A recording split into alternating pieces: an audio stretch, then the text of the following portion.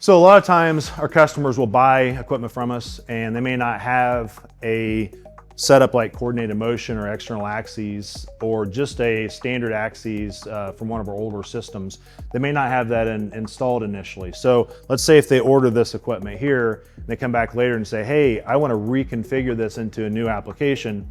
That's the great thing about cobots is they can be reconfigured for that high mix, low volume environment.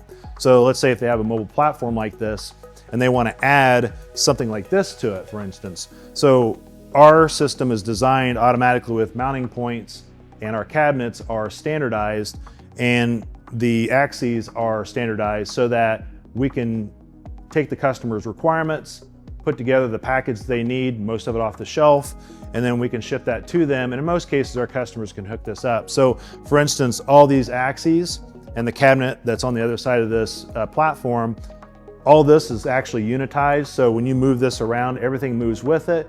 You just have to reconnect the servo cables to this and recalibrate it. But ultimately, it's really easy to add on later and our customers love it and they utilize that all the time.